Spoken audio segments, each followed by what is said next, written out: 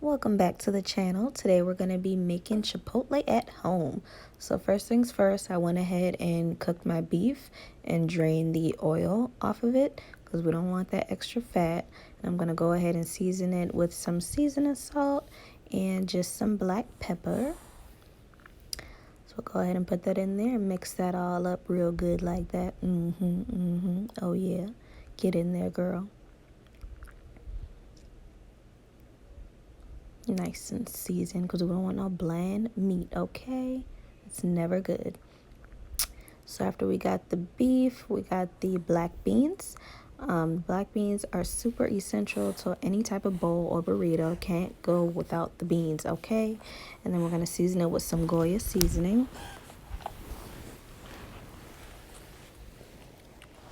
And the seasoning is the bomb.com. That and adobo, oh my gosh. Amazing. If you don't know about Goya seasoning, you better get on it, okay? Just gonna put it in here like so. Yep. And these are the type of beans that I use. Bush beans are the bomb.com.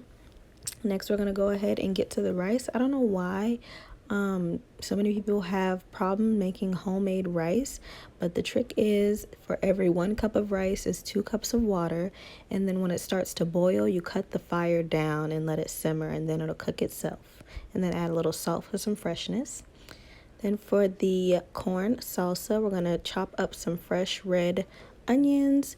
I'm gonna have some corn in the can, or you can use fresh corn. And then I like to put a little bit of cilantro in it just to give it that Mexican feel. And it turns out amazing. You don't have to use a chopper. I just find that it's easier for me. It gets all of the stems out of there. I hate the stems in cilantro, so it really grains it down. You're going to mix it up and it ends up coming out like that. Add a little bit of butter and you're good to go. Gonna wrap it up so we can go ahead and put it in the oven and let all of those flavors just cook into each other. So after we're done with that, we're putting it in the oven. Then comes the chicken. So the chicken, we're just going to go ahead and we already cleaned it with the vinegar, of course, and patted it dry. Now we got it in the pan with some olive oil. Use some chicken seasoning on that thing, real nice, light, not too much because we don't want no salty chicken. It was already cleaned in vinegar, so you don't want to do too much, just enough. Then we have some onion powder. Yes, honey, get into it. And then next, after the onion powder, we're just gonna go ahead and put a little bit of oregano.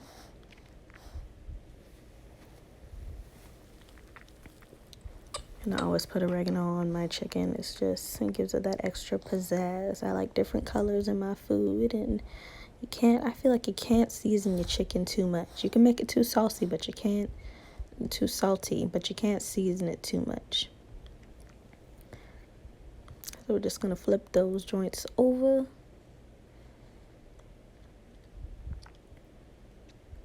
Yes, sir. We're just gonna put some pepper on that thing. And then after we got it all seasoned up and good, we're gonna cover it just so those seasonings can stay in and so your chicken won't dry out pretty quickly.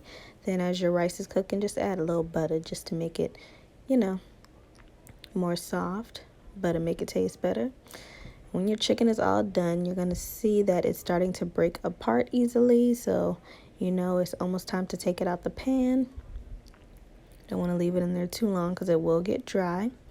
So with the chicken, I like to put it in another bowl, and you can, cut it up cube even before you cook it. But whenever I do my chicken like this for tacos, I like to shred it. And to make it easy, I just use my mixer, my cake mixer. And it comes out looking like that. Easy peasy. So we got the chicken, the beef. We got the queso. I usually use blanco, but I didn't have any. Then we got the black beans. Then we got the corn salsa. We got the rice. And of course, you can't forget about the toppings. So on the top, we have the lettuce, we got the cheese, got the salsa, and the sour cream, of course. And it comes out looking like that. If you enjoyed this video, make sure to give it a thumbs up and come back to my page for more at-home recipes and do-it-yourselves. Bye.